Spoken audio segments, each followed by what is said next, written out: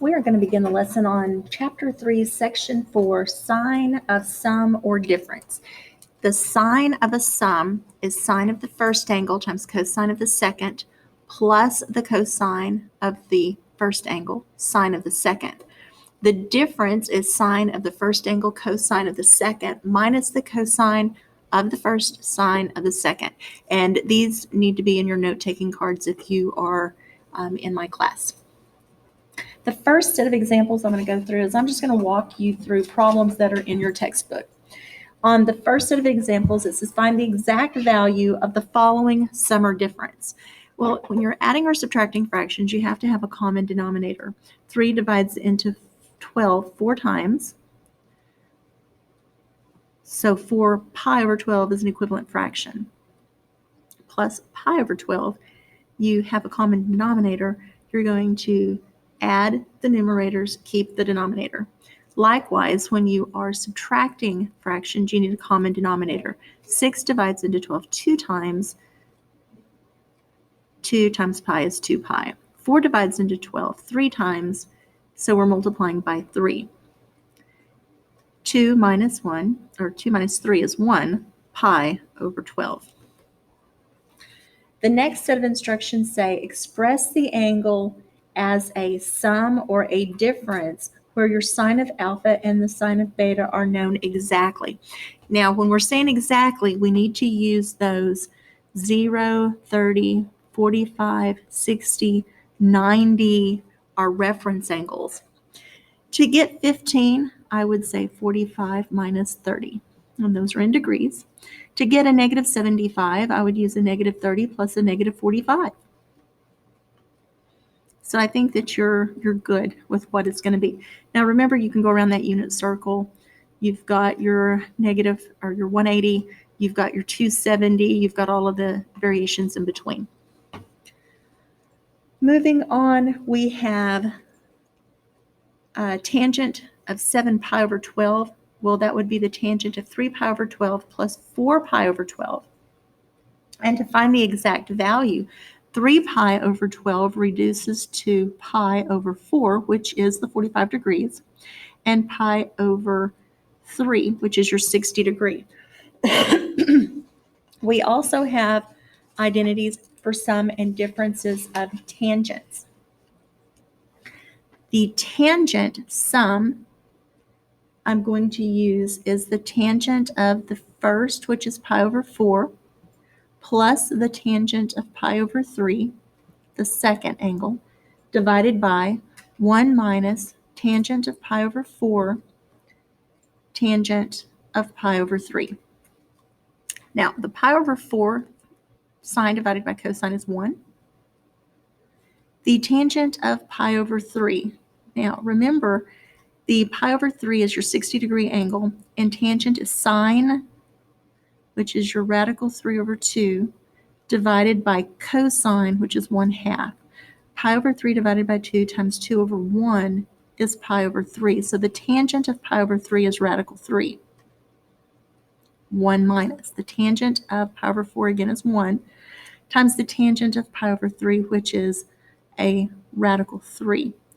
So we have 1 plus radical 3 and 1 minus radical 3. Now your teacher may want you to rationalize the denominator, and if that's the case, we need to multiply by 1 plus radical 3, both on the numerator and the denominator, which means we're going to FOIL the numerator. First times first, outer times outer, inner times inner, and last times last. Likewise, in the denominator, we're going to multiply that. 1 minus your 3. And to simplify, we have 2 radical 3 over 4, or plus 4, divided by a negative 2. Again, we can divide out our common denominator, leaving a negative radical 3 minus 2 for your final answer. Moving along, the next set of instructions say to use your appropriate identities, do not use a calculator. We have sine of 2, cosine of 7, and cosine of 2 sine 7 degrees. Looking back at our identities, we have the minus, sine, cosine, cosine, sine. That is the same as sine of the first angle minus the sine of the second, which is sine of a negative 5 degrees. But our even odd identities tell us that the sine of a negative angle is the same as the negative of the sine of the positive angle. When you get down to problems 29 through 36, it says find the exact value using the sine of alpha minus beta, where the sine of alpha is a negative 4 over 5, and cosine of beta is 12 over 13. We know that the angle alpha is in quadrant 3, and we know that the angle beta is in quadrant 4.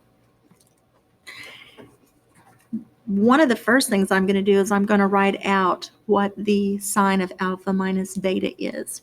Sine of alpha cosine beta minus cosine alpha sine beta. Now I notice I have the sine of alpha, which is the negative 4 over 5, so I can just substitute that in. And I know cosine of beta is 12 over 13. I do not know the cosine of alpha or the sine of beta. But going back to our triangles, I'll draw my triangle. Quadrant 3.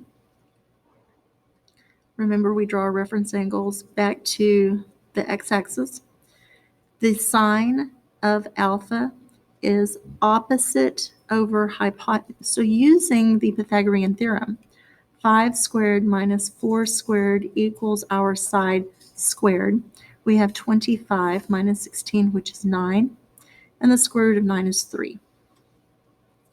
I can find the cosine of my angle, which is adjacent over hypotenuse, 3/5.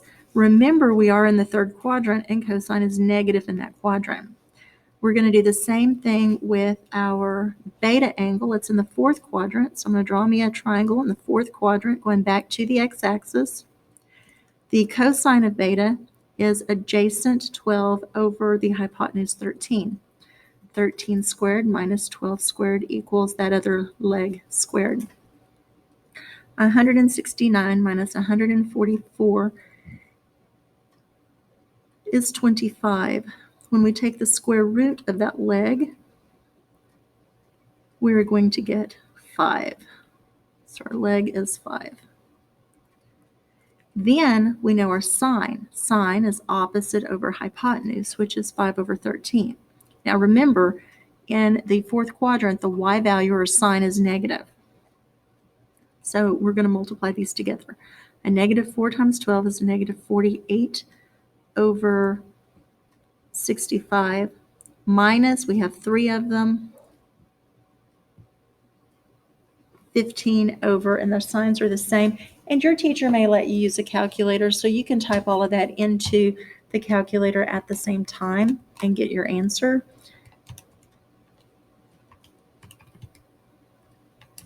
Just remember that the answer needs to be in simplest form when you get finished.